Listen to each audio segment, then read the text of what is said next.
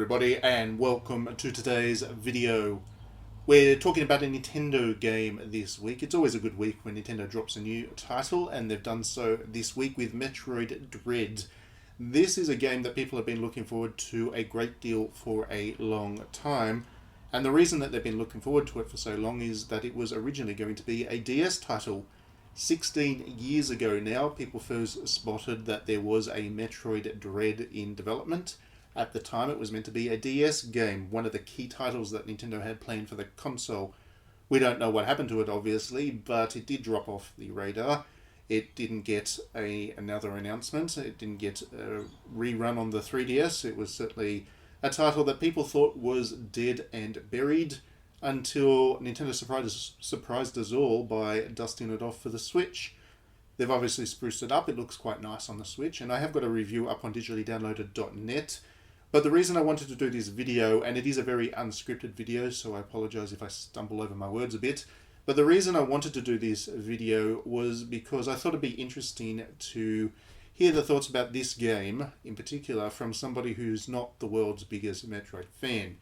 That has got me into trouble by the Nintendo fans more than a few times, because of course it has. They are a passionate bunch, if nothing else, but I am not the world's biggest fan of Metroid. I haven't really enjoyed any of them to anywhere near the same degree that I have enjoyed some of Nintendo's top titles. So going into this one, I was a little bit, I guess, concerned about how well I would get along with it, because it certainly looked like it was going to be a Metroid game for Metroid fans. And I'm happy to say I've actually enjoyed this one more than I thought I would.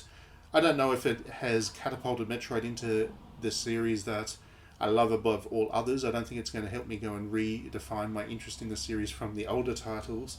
And it certainly hasn't turned me into a Metroid fanboy, but I have enjoyed my time with this game. I think it is neat. I think it is a pretty well-developed little game with plenty to enjoy. It doesn't break out of the Metroid box too much, but at the same time it has some interesting quirks that do liven the experience up and make it quite interesting. So the main point of difference in this game is the robotic stalker things that chase you around as you do your normal Metroid thing and explore the world. So the basic formula of this game, the basic construct, is exactly as Metroid has become known for. You start out with a very minimal number of abilities, and because you have that minimal number of abilities, a lot of the game area is locked off from you. Some simple examples are you might not have the right weapon to blast through a door, you might not be able to turn yourself invisible, so you can't sneak through motion sensor controlled locks.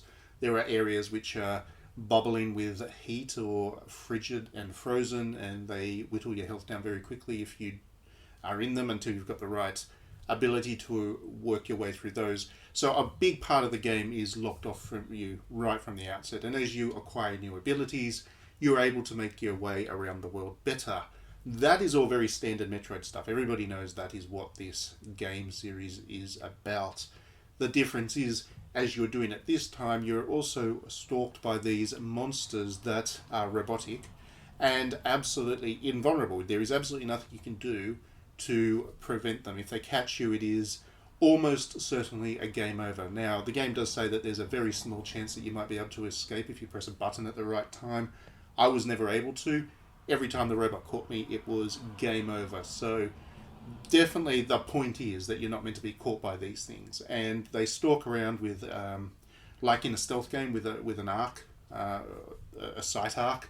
And if they spot you, then they'll start to chase you. You can do things to hide from them, I guess, but generally speaking, the best way is to put a lot of distance between you and them.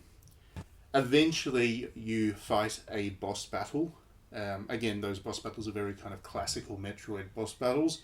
And by defeating the boss, you actually get the ability to defeat one of these robot monsters.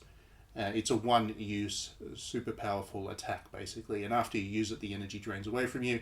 So the next time you come across the next stalker monster robot thing, they are, again, invulnerable. But for that short period of time, you do have the ability to fight back, defeat a monster, and once it's defeated, then that area suddenly becomes a whole lot safer, and you can explore it without worrying about being stalked as well.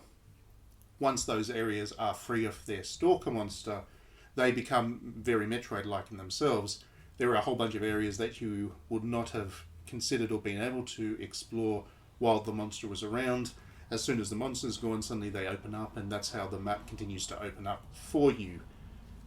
That whole system is quite interesting. I really enjoyed it, and I enjoyed it because I am a fan of the stalker horror genre.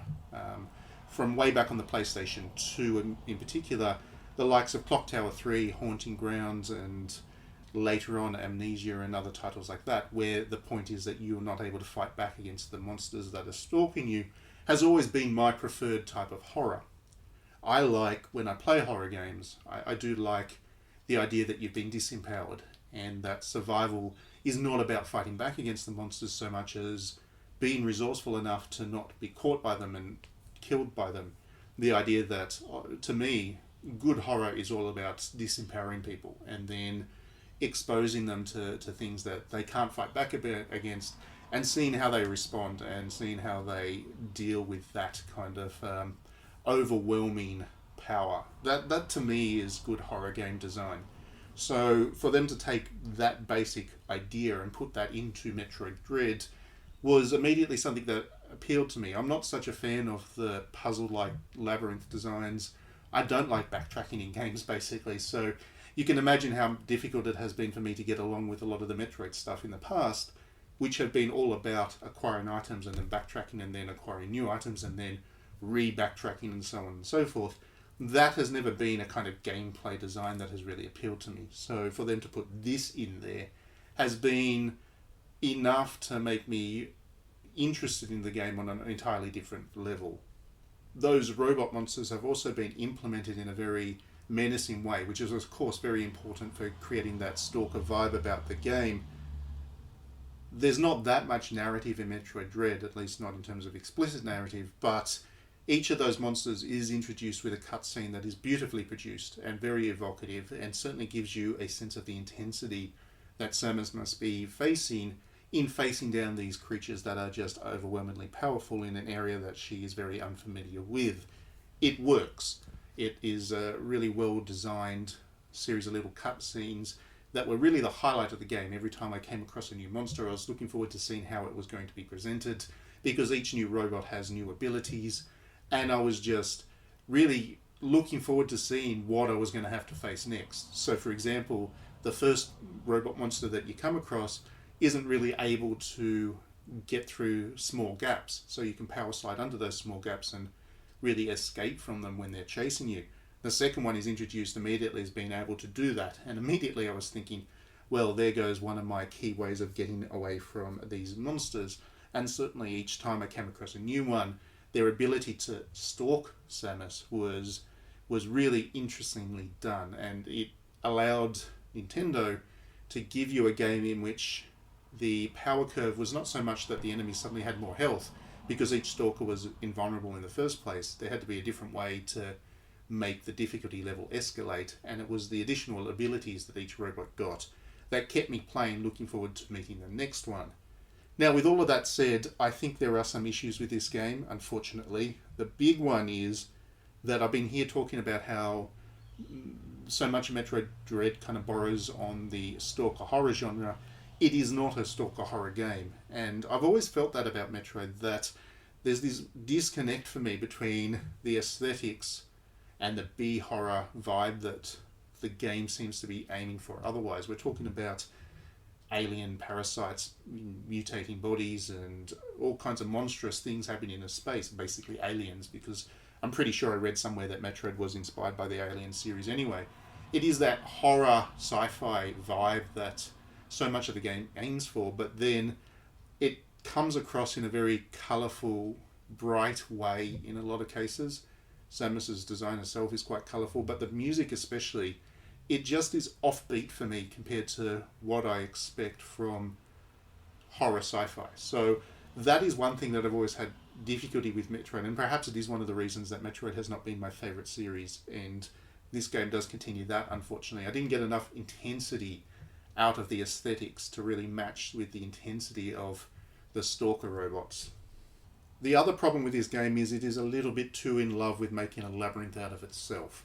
there were times where I had to pull up the map and study for like an hour to try and figure out where I needed to go next.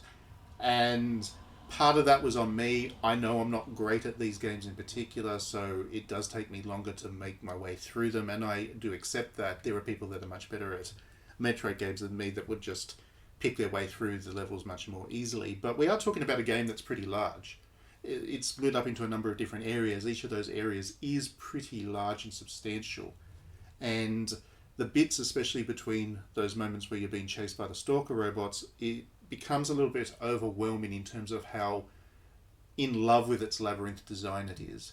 It didn't need to be as obsessed with that, I don't think. It could have been a little bit more linear, I think, and it would have been a little bit more focused then on the robot stalker stuff, which I think is really what this game wants to be. So I get a bit of a disconnect there, where you spend a little bit too much time not being stalked by the robots.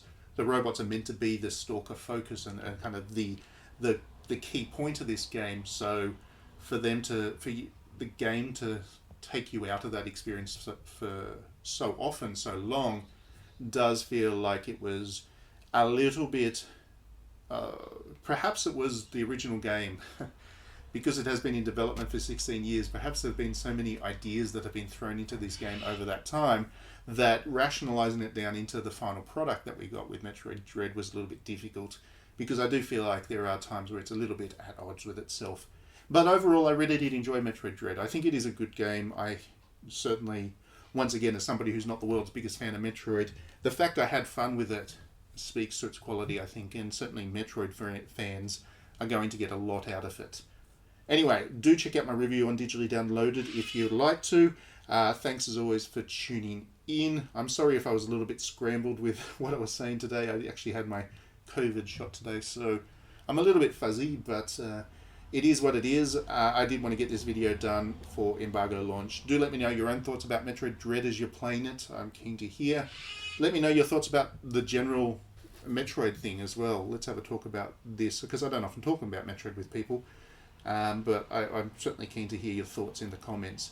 If you do enjoy my videos, please do mash that like and subscribe button. That way you won't miss one as I upload them. And if you do enjoy my work, please consider backing me on Patreon, which you can do so for $1 a month, if not more if you're feeling generous. And in doing so, you support what we're doing on digitallydownloaded.net, on this YouTube channel, and you also get a 48-page monthly magazine that we produce as an exclusive bonus for Patreon backers, that is full of interesting bits and pieces about Japanese art and culture. And I think if you're into your Japanese games in particular, you'll get a kick out of that magazine. Alright, well, thanks very much again for tuning in. We'll see you at the next video.